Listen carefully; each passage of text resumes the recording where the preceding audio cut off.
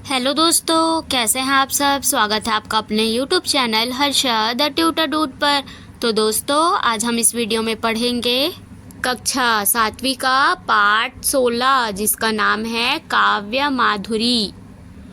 तो दोस्तों, अब हम चलते हैं इस पाठ के पद्यांशों की व्याख्या की ओर।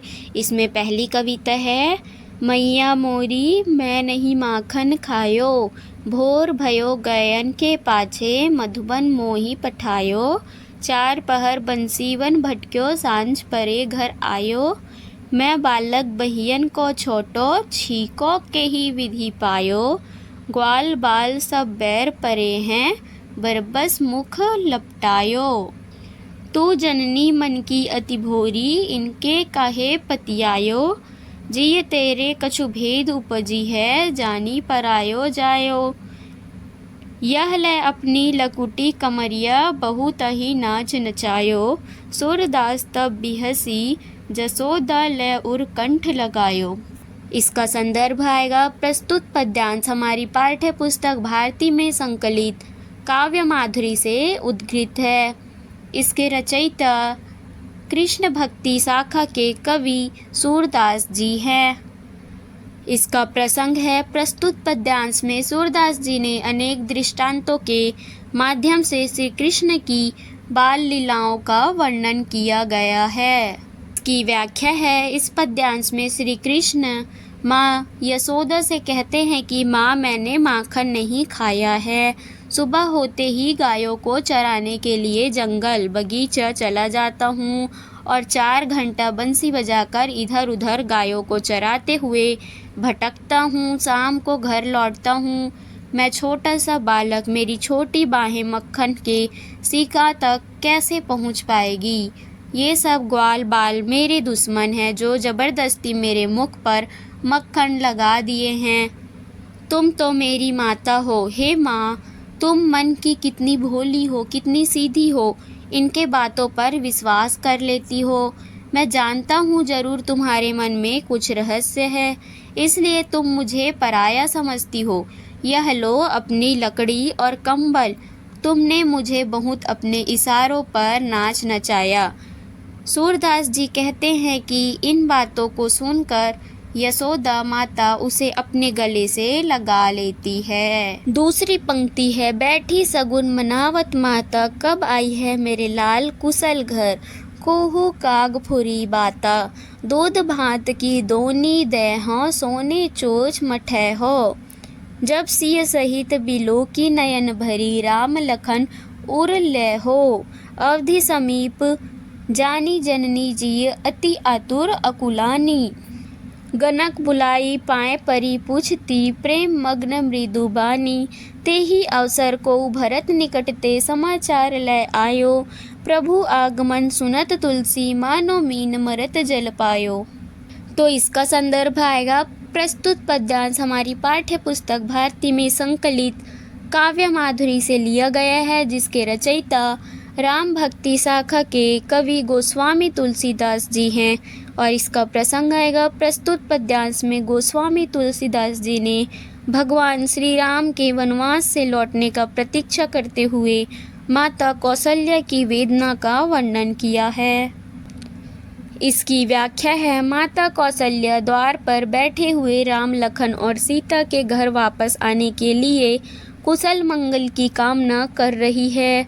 वह कौवे से कहती है, हे काग, मेरा पुत्र कब घर आएगा, यह मुझे बता दे तो मैं तुम्हें दोने में भरकर दूध भात दूंगी और चोंच में सोना मढ़वा दूंगी।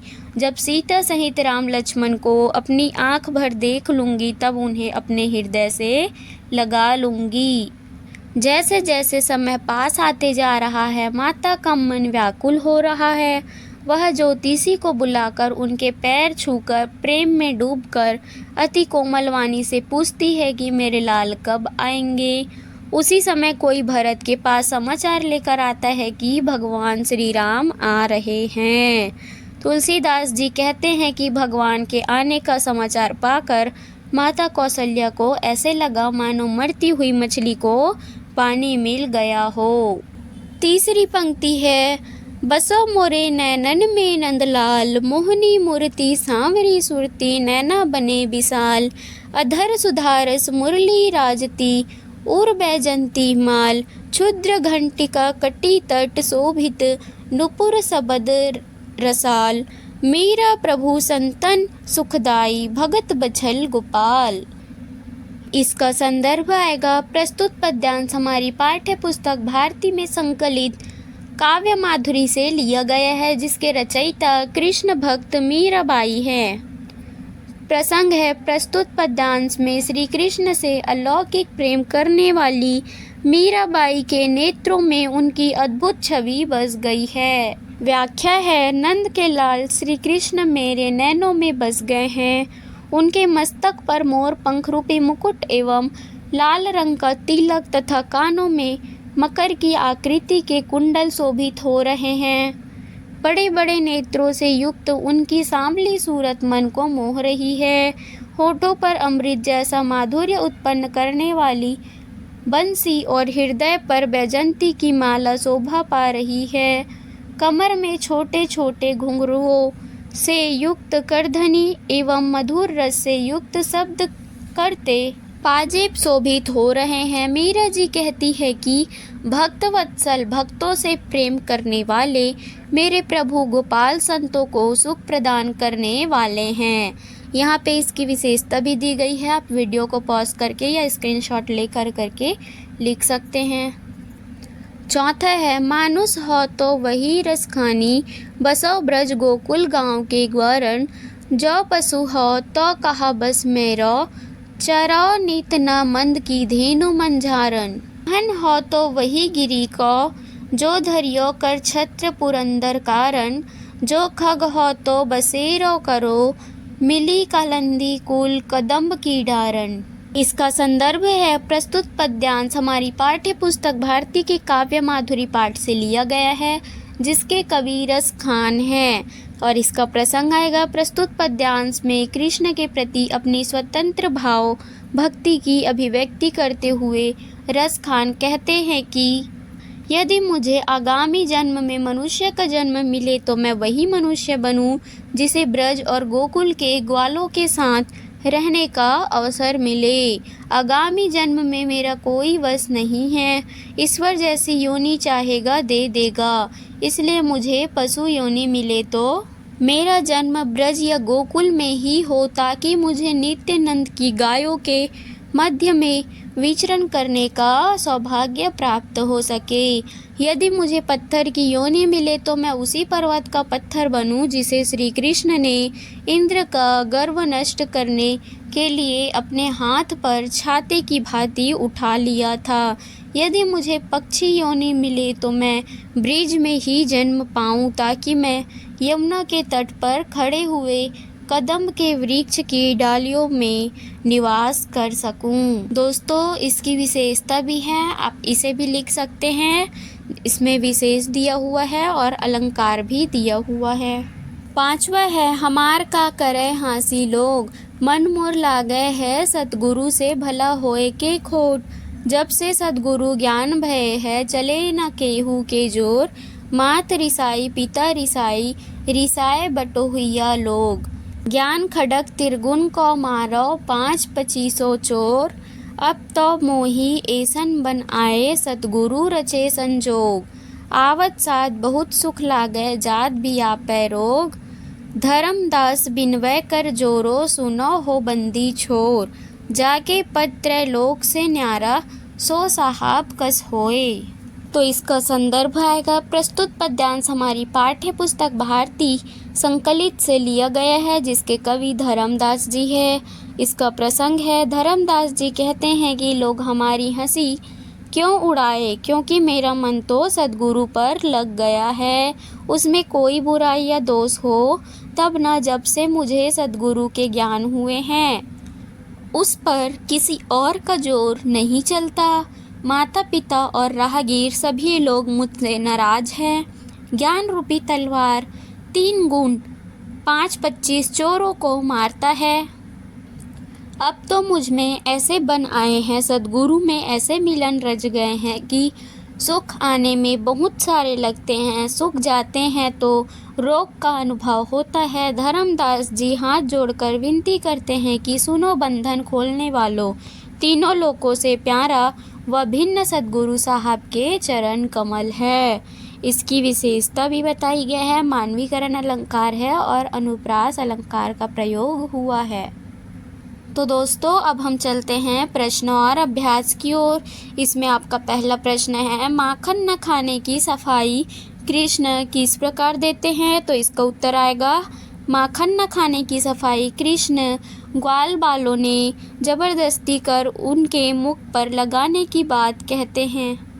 प्रश्न 2 है, अपने बेटे कृष्ण की किन बातों को सुनकर यशोदा हंस दी? तो इसका उत्तर आएगा, कृष्ण मक्खन न खाने की सफाई देते हैं, उन बातों को सुनकर माता यशोदा हंस दी। प्रश्न 3 है, काग तेरी चोंच को सोने से मढ़ा दूंगी कौशल्या कौवे को संबोधित करते हुए यह क्यों कहती है? तो इसका उत्तर आएगा, काग तेरी चोंच को सोने से मढ़ा दूंगी कौशल्या कौवे को इसलिए कहती है ताकि वह प्रभु राम के वनवास से लौटने का समाचार सुना जाए। चौथा प्रश्न है, रसखान के ब्रजभूमि से प्रेम के 2 उदाहरण लिखिए। तो इसका उत्तर आएगा, मनुष्य बनूं तो ब्रज के गोकुल के गांव में ग्वालों के बीच निवास करूं, और दूसरा है पशु बनूं तो नंद बाबा की गायों के साथ चरूं। 5 है, ज्ञान खड्ग त्रिगुण को मारे से धर्मदास जी का क्या आशय है? तो इसका उत्तर आएगा, धर्मदास जी का आशय यह है कि ज्ञान रूपी तलवार से 3 गुण क्रोध मद लोभ 5-25 चोरों को मारता है। 6वां प्रश्न है, धर्मदास ने बंदी छोर किसे कहा है और क्यों? तो इसका उत्तर आएगा, धर्मदास ने बंदी छोर श्री कृष्ण को कहा है क्योंकि वह तीनों लोकों के स्वामी हैं। 7वां प्रश्न है, माँ अपने बच्चों के कुशल मंगल के लिए क्या क्या करती है? तो इसका उत्तर आएगा, माँ अपने बच्चों के कुशल मंगल के लिए उपवास करती है, दान पुण्य करती है, बच्चे के कुशल भविष्य के लिए मन्नतें मांगती है, बच्चे की लंबी आयु के लिए, कुशल मंगल के लिए हल षष्ठी का व्रत रखती है। दोस्तों अब हम चलते हैं पाठ से आगे की ओर। इसमें पहला प्रश्न है, क्या कारण है कि रसखान पुनर्जन्म में किसी भी रूप में ब्रज में जन्म लेने के लिए विधाता से याचना करते हैं? तो इसका उत्तर आएगा, रसखान पुनर्जन्म में किसी भी रूप में ब्रज में इसलिए जन्म लेने की लिए विधाता से याचना करते हैं क्योंकि वह कृष्ण के साथ हमेशा संपर्क में रहना चाहते हैं। मनुष्य योनि हो तो ग्वाल, पत्थर बने तो गोवर्धन पर्वत, पक्षी योनि में कदम्ब के पेड़ पर बैठने, पशु योनि मिले तो कृष्ण की गायों के बीच हो, अतः कोई भी योनि में जन्म हो वह श्री कृष्ण के संपर्क में उनके चरणों में रहना चाहते हैं। प्रश्न 2 है, भावार्थ लिखिए। इसमें पहली पंक्ति है, पाहन हो तो वही गिरी को जो धरियो कर छत्र पुरंदर कारण, जो खग हो तो बसेरो करो मिली कलंदी कुल कदम्ब की डारन।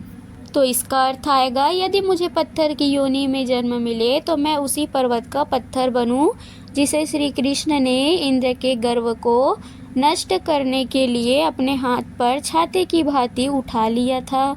यदि मुझे पक्षी के योनि में जन्म मिले तो मैं ब्रज में जन्म पाऊँ ताकि मैं यमुना के तट पर खड़े हुए कदम्ब के वृक्ष की डालियों में निवास कर सकूं। खा है, जब से सद्गुरु ज्ञान भये हैं चले न केहू के जोर, माता रिसाई पिता रिसाई रिसाए बटोहिया लोग। तो इसका अर्थ आएगा, जब से मुझे सद्गुरु के ज्ञान हुए हैं तब से किसी और की जोर जबरदस्ती नहीं चलती, जिसके कारण माता पिता व राहगीर सभी लोग नाराज हो गए हैं।